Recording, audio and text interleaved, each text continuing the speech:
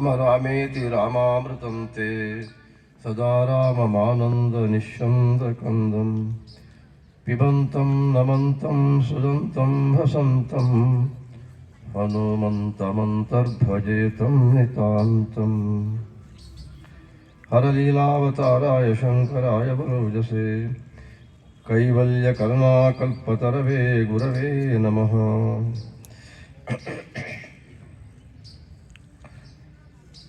कार्यक्रम के आरंभ में हम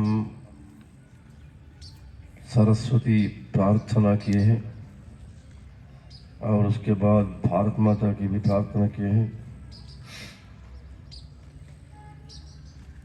शायद घर में भी हम प्रार्थना करेंगे, स्तोत्र कहेंगे,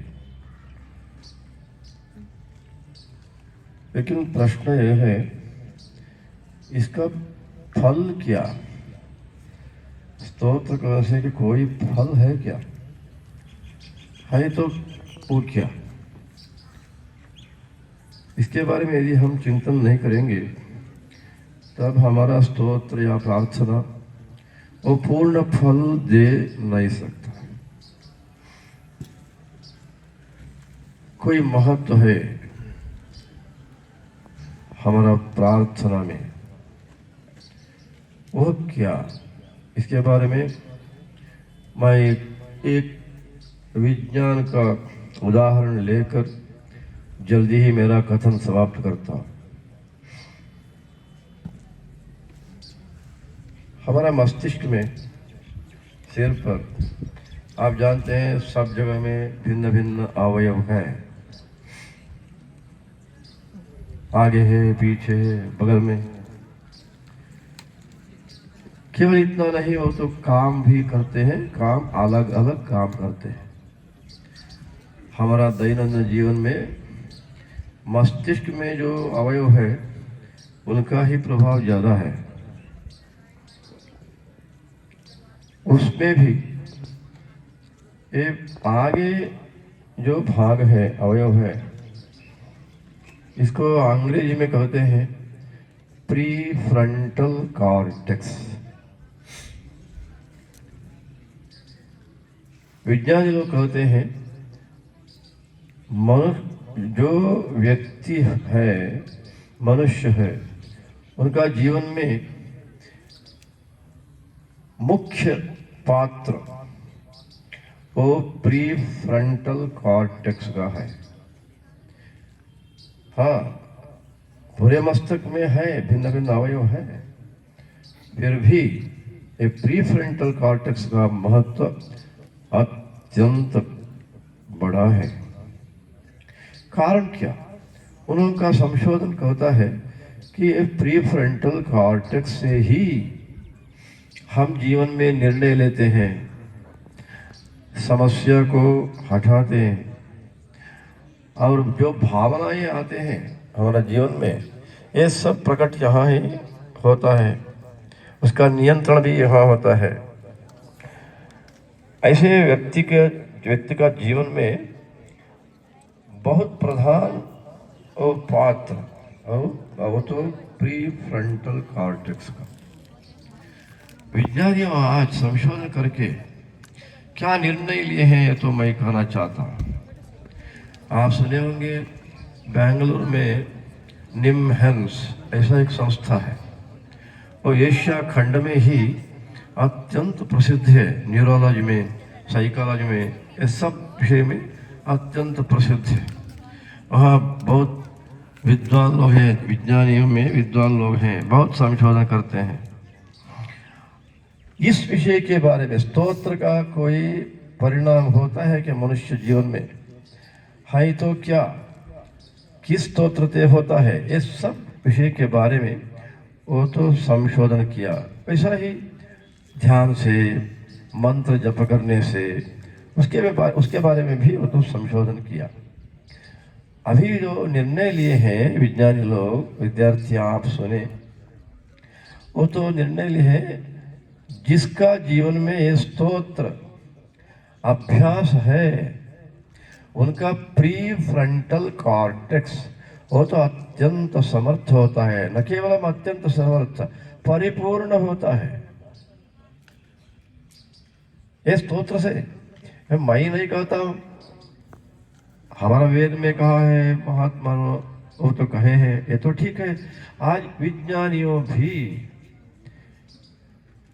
इस विषय में अंगीकार दिए हैं, प्रयोग बार बार करके। न केवल इतना, बेंगलुरु में एक कार्यक्रम था, उसमें पीयू कॉलेज का अध्यापक लोग आए थे और रिट्रीट प्रोग्राम था, वही था उसमें उस संदर्भ में। वहाँ निम्न संस्था से एक डॉक्टर आया था, रविंद्र उनका नाम।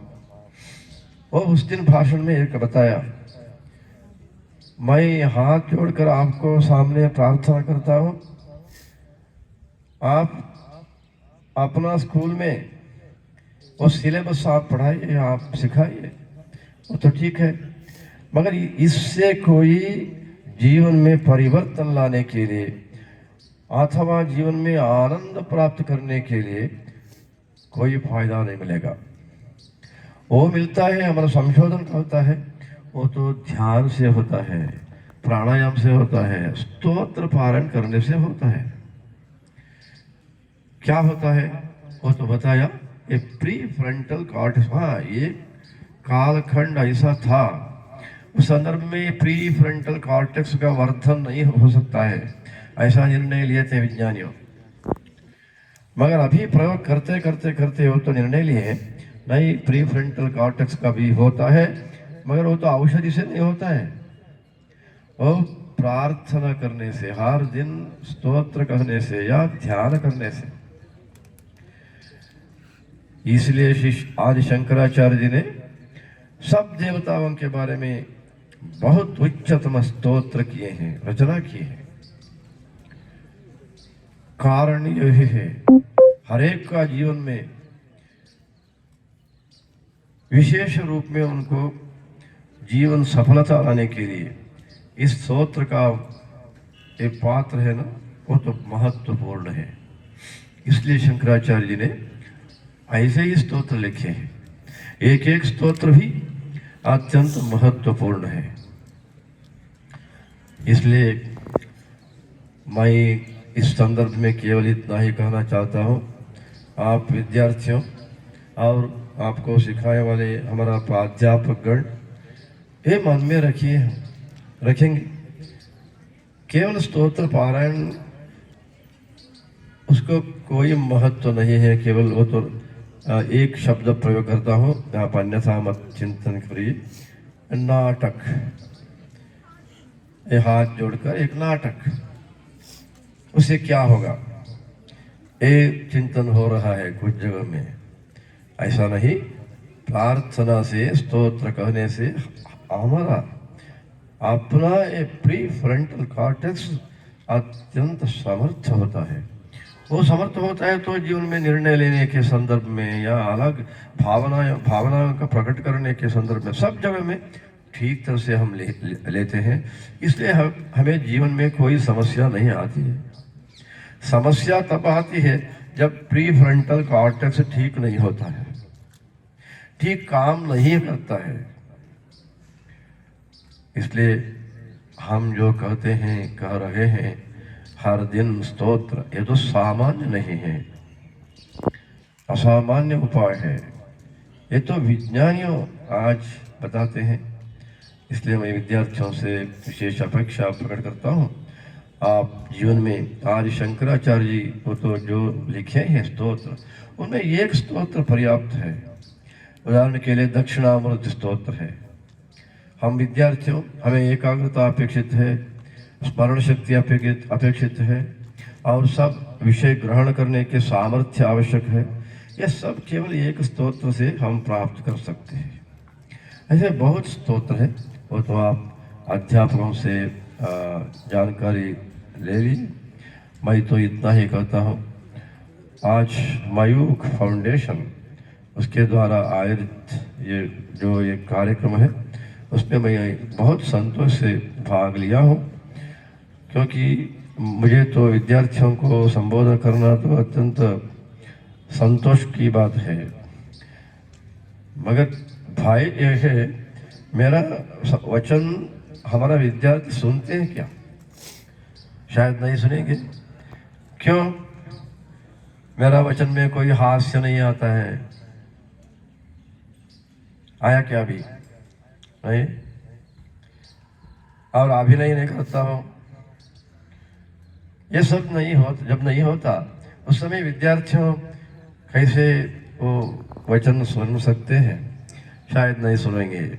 ऐसा मेरे मन में आता है बार बार विषय। वो तो बेंगलुरु में, मगर आज किश्तवाड़ में मैं देखा, आप लोग जो बैठे हैं आरंभ से ही मौन होकर जो कहते हैं, वो सुनील शर्मा जी हो या रामचंद्र दास जी हो, सब लोगों का वचन आप सुन रहे हैं। इसलिए आपके बारे में मुझे तो वो भाई नहीं है, न केवल इतना, आपको मैं विशेष रूप में आशीर्वाद बोलना चाहता हूँ। आपका जो संयम है विद्यार्थी जीवन में वो दिखाए हैं आप, उसके हमारा यहाँ का अध्यापक, मुख्य अध्यापक ये सब कारण है। उनको भी मैं विशेष रूप में नारायण स्मरण बोलते आप सब लोगों को फिर एक बार आशीर्वाद करके मेरा कहल समाप्त करता हूँ। हर नमः पार्वती पतये हर हर महादेव। सीताकांत स्मरणम जय जय राम।